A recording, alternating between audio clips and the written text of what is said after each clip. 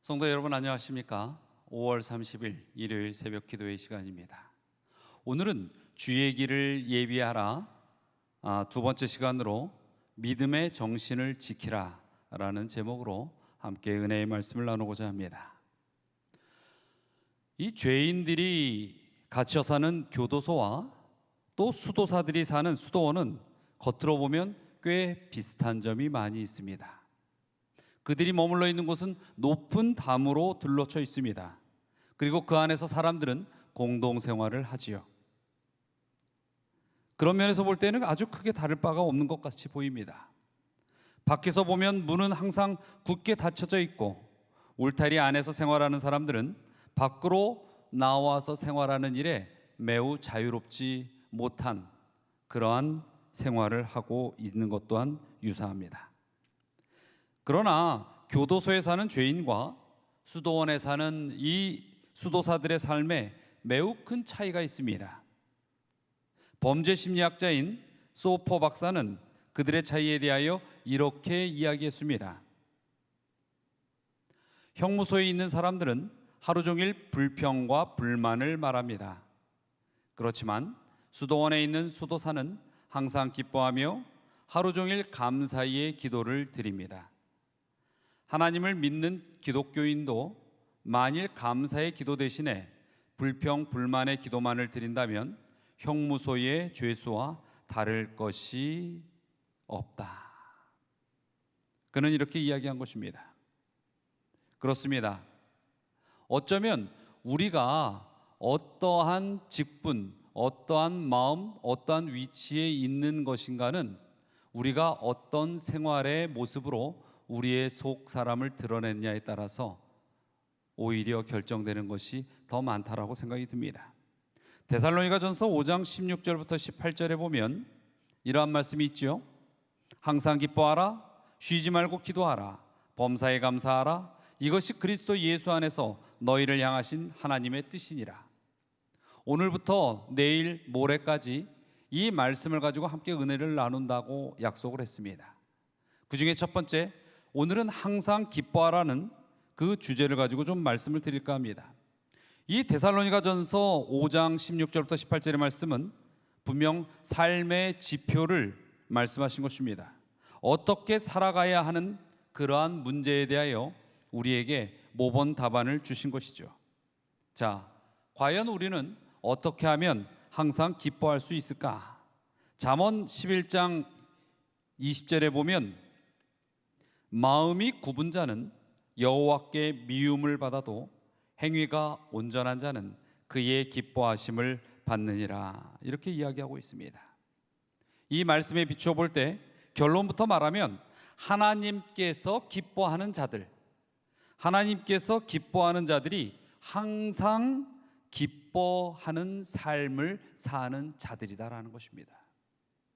자, 그렇다면 하나님께서 기뻐하는 자들, 그들의 모습을 좀 전에 읽은 이 잠언 11장 20절에서는 무엇이라고 이야기를 했습니까? 행위가 온전한 자라고 이야기하고 있는 것입니다. 그리고 그 반대, 그 마음에 여호와께서 기뻐하는 자가 아닌, 기뻐하지 아니하는 자들은 반대로 마음이 굽은 자들이라고 이야기하는 것입니다. 행위가 온전한 자와 마음이 굽은 자, 빨간 글씨로 표현되어 있듯이 마음과 행위의 그 모습 속에서 하나님께서 기뻐하는 자와 기뻐하지 않는 자가 결정되어진다라고 이야기하는 것이죠. 자, 여기에서 중요한 두 단어가 있습니다. 바로 행위와 마음. 이것은 어디서 오는 것일까요? 마음이라는 것은 우리가 항상 어떤 감정 속에 생각을 하느냐가 결정되는 것입니다. 행위라는 것은 그 결정된 것이 나의 실생활에서 어떠한 모습으로, 동작으로 나타나느냐에 대한 것입니다. 다시 말씀드려서 이 마음과 행위는 그 사람의 생각 속에서 가지고 있는 것들이 형체화되어 나타나는 것이고, 그 생각은 바로 기본적으로 갖추고 있는 그의 근본, 정신을 이야기하는 것입니다. 베드로전서 4장 7절에는 말씀하셨죠. 만물의 마지막이 가까웠으니 그러므로 너희는 정신을 차리고 근신하여 기도하라. 이 말씀들을 잘 연결해 볼 때 우리는 하나의 결과에 도달할 수 있습니다. 그것은 항상 기뻐하기 위해서는 우리의 정신이 온전히 지켜져야 한다는 것입니다. 우리가 주님 앞에 기뻐하는 자가 되고, 그 기뻐하는 자가 되기 위하여 기쁨의 삶을 사는 이러한 연결된 고리의 삶의 모습이 드러나기 위해서는 우리의 정신이 온전하게 지켜져야 한다는 것입니다. 자, 여기서 우리는 하나의 질문을 던져봅니다. 그렇다면 과연 우리의 정신을 온전히 꼴짓고 온전히 우리의 정신을 지키는 그것은 무엇일까? 그것은 바로 하나님의 말씀인 것입니다. 사도행전 20장 32절에 보면 지금 내가 너희를 주와 및 그 은혜의 말씀께 부탁하노니 그 말씀이 너희를 능히 든든히 세우사 거룩해 하심을 입은 모든 자 가운데서 기업이 있게 하시리라. 이 기업이라는 것은 생애의 열매를 이야기하는 것이요, 생애의 축복을 이야기하는 것입니다. 그 인생이 헛된 인생이 아니라 가치 있는 삶으로서의 열매를 맺는 것, 그것은 은혜의 말씀이 우리를 돕고 능히 세울 때에 그렇게 된다라고 성경은 이야기하고 있는 것입니다. 말씀, 그 말씀은 우리를 세우고 우리를 지키는 능력의 역할을 하는 것입니다. 그 말씀은 하나님의 바로 품성이고, 이 말씀은 또한 성령께서 우리에게 임재하실 때 우리에게 삶의 행동으로 드러나지는 모습이 되는 것입니다. 그래서 우리는 이 말씀을 듣고 익히고 깨닫고 신뢰하며 그 말씀으로 무장해야 하는 것입니다. 그래야 하는 이유는 악에 지지 않아야만 하기 때문인 것이죠. 그리고 악에 지지 않기 위하여 하나님의 말씀이, 하나님의 기별이, 하나님의 사랑의 축복이 우리를 감싸 안을 때 그것이 바로 우리의 기쁨의 삶을 가져오게 되는 것입니다. 여러분, 하나님의 말씀을 사모하십시오. 그 말씀이 여러분을 진정한 기쁨으로 이끌어야 하는 것입니다. 여러분이 주님의 말씀을 아무리 들으면서도 기뻐하지 아니한다면 그 말씀이 여러분에게 살아 움직이는 생명의 양식이요 기별이 되지 못하는 것입니다. 데살로니가전서 5장 6절로 8절에는 분명히 말씀하고 계십니다. 그러므로 우리는 다른 이들과 같이 자지 말고 오직 깨어 정신을 차릴지라. 자는 자들은 밤에 자고 취하는 자들은 밤에 취하되 우리는 낮에 속하였으니 정신을 차리고 믿음과 사랑의 호심경을 붙이고 구원의 소망의 투구를 쓰자. 참으로 의미 있는 말씀입니다. 우리 보고 뭐라고 했습니까? 정신을 차려라, 이렇게 이야기하는 것입니다. 그 정신을 차리고서 해야 할 행동이 무엇이라고 이야기했습니까? 믿음과 사랑의 호심경, 우리의 이 심장, 우리의 생명의 근원인 이 피의 뜨거운 부분을 지켜나가야 하는 것이고, 구원과 소망의 투구를 쓰자. 우리의 정신이 하늘을 향한 구원과 소망의 정신이 되어야 한다는 것입니다. 그렇다면 우리의 일상생활에서 이렇게 하나님의 말씀을 온전히 우리의 정신을 지키는 가운데 이루기 위해서는 어떻게 생활을 해야 할 것인가? 먼저 해야 할 것을 한번 보겠습니다. 이 말씀이라는 것은 살아 움직이는 그러한 생명체가 우리에게 되어야 하는 것입니다. 그래서 그것을 위해서 우리 성도님들께서는 정기적으로 말씀을 만나는 경험을 해야 합니다.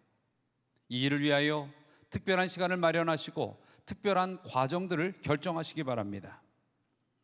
그리고 두 번째, 하나님의 일을 수시로 생각하여야 합니다.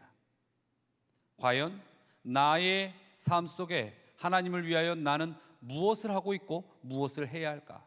그렇게 하나님의 일을 생각할 때 우리의 정신이 지켜질 수 있다는 것이죠. 세 번째, 하루에 최소한 3가지의 옳은 일을 기쁨으로 행하시게 되길 바랍니다. 다니엘은 하루에 3번씩 예루살렘 성전이 있는 곳, 바로 하나님의 집을 향하여 무릎을 꿇었습니다. 그것은 하루 3번 육신의 양식을 위하여 먹는 것보다 영적 양식을 위한 노력과 시간들이 더 중요하게 여겼기 때문입니다. 최소한 우리가 하루에 3끼의 밥을 먹는다면 우리가 하나님의 이름으로 행할 수 있는 옳은 일들, 의의 일들, 봉사의 일들을 기쁨으로 행해 나가는 이러한 연습들은 매우 중요한 것입니다. 또 우리가 우리의 정신을, 믿음의 정신을 지키기 위하여 하지 말아야 할 것들이 있습니다. 첫 번째는 부정한 정보를 접하지 말라는 것입니다. 우리 사람의 정신은 오염되기 쉽습니다. 그래서 우리의 정신이 오염되지 않기 위하여는 그 우리의 정신 속에 스며드는 바이러스와 같은 정보들을 차단해야 합니다. 너무나도 우리는 쉽게 그런 정보에 노출됩니다. 의도하지도 않았지만 컴퓨터를 조금만 치든지 스마트폰을 만지작거리면 우리가 접하지 않았으면 좋을 법한 그런 정보들이 튀어나오고 있습니다. 때로는 우리가 하나님의 말씀을 듣기 위해서 유튜브의 말씀들을 뒤적뒤적 하다가 들을 때에 어느 때에는 얼토당토 안 한 이 성경의 이야기들을 가지고서 우리의 믿음의 정신을 흐트러뜨릴 때도 있습니다. 그래서 여러분, 이 부정한 정보들, 하나님을 왜곡시키고 하나님을 폄하하고 하나님을 공격하는, 그리고 하나님께서 원하지 않는 세상의 일들로 가득 채워진 그러한 정보들을 접하지 말아야 할 것입니다. 두 번째, 중독에 빠지지 말라는 것입니다. 사단이 사람에게 이 심어준 가장 악한 습성 중에 하나가 중독입니다. 이 중독에 빠지면 다른 것들은 다 가치 없어 보입니다. 내가 그것이 옳지 않다고 여겨도 그것을 극복할 만한 의지가 주어지질 않습니다. 여러분, 우리에게 많은 중독이 있죠. 어떤 몸에 좋지 않은 흡연이나 알코올 이런 것도 있을 것입니다. 그러나 요즘에 제일 심각한 것은 아마 사이버 중독이 아닌가 생각합니다. 왠지 내 손에서 스마트폰이 떨어지면, 핸드폰이 떨어져 있으면 불안해하는, 그리고 끊임없이 별 의미 없이 이 스마트폰의 창을 열고 만지작거리면서 거기에 빠져드는 모습들, 이러한 중독은 우리에게 있어서 하나님의 생각을 다 지워버립니다. 그리고 하나님에게로부터 우리의 이 시간들, 특별히 영적 시간들을 다 빼앗아버리고 마는 것이죠. 그래서 중독에 빠지지 않도록 이것은 매우 우리 일상생활에서 중요한 주제가 되어야 합니다. 세 번째, 부정적인 시각을 갖지 말라는 것입니다. 그리스도께서는 우리를 책임지신다 하셨고 하나님의 백성들은 기쁨으로 살아가며 그 기쁨이 모든 이들과 나눌 수 있는 은혜의 축복이 되어야 하는 것입니다. 그런데 많은 이 하나님을 믿는 백성들 가운데서도 부정적인 시각을 갖는 분들이 많이 있습니다.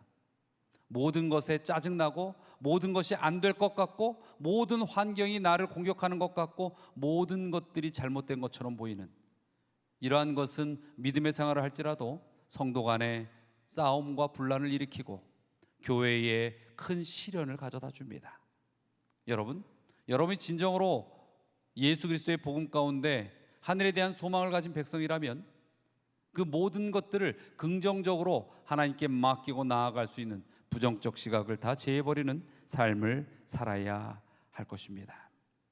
시편 119편 50절에 분명히 말씀하셨습니다.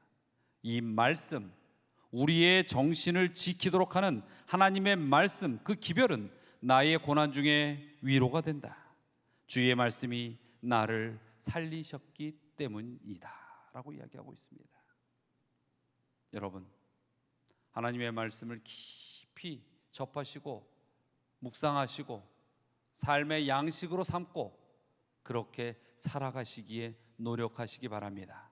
그 말씀이 여러분을 살릴 것입니다.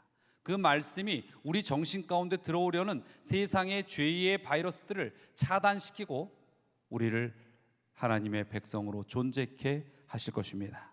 이 일들을 기억하시면서 여러분의 정신이 온전히 하나님의 자녀의 정신으로 지켜지고 살아가는 우리 성도님들이 되시기를 이 아침에 간절히 바랍니다.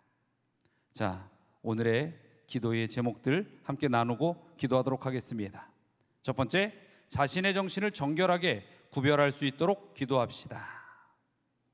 두 번째, 교회에서 하나님께 영광 돌리는 일만 이루어지도록 기도합시다. 교회가 그저 인간적인 하나님이 함께 하시지 아니하는 인간적인 사교의 장소가 되지 않도록, 그리고 인간의 어떤 다른 목적을 이루기 위한 장소가 되지 않고 오직 하나님께만 영광 돌리는 그런 교회가 될 수 있도록 기도합시다. 또 이제 우리 전도회 일주일 남았습니다. 전도회에 초청할 영혼들을 위하여 간절한 마음으로 기도하시기 바랍니다. 자, 다 함께 기도하시겠습니다. 사랑과 은혜가 많으신 하나님, 오늘 이렇게 주님의 놀라우신 은혜가 항상 저희 가운데에 임재하셔서 저희의 속사람, 저희의 정신을 지켜주시오니 그 은혜를 감사드립니다. 그러나 저희가 잠시 방황하고 세상에 눈을 돌릴 때에 이 믿음의 정신은 한순간에 무너지고 세상과 사단의 정신이 저희의 삶의 모든 발걸음들을 이끌어갈 것을 압니다. 주여 힘주시고 붙들어 주시고 저희로 하여금 주님 안에서 온전한 소망의 정신, 이 믿음의 정신으로 승리하는 삶을 살 수 있게 하여 주시옵소서. 오늘 하루 이 믿음 안에서 살아가는 모든 주님의 자녀들 끝까지 책임져 주시고 승리하는 인생의 시간들로 이끌어 주시길 바라오며 예수 그리스도의 이름으로 기도드리옵나이다.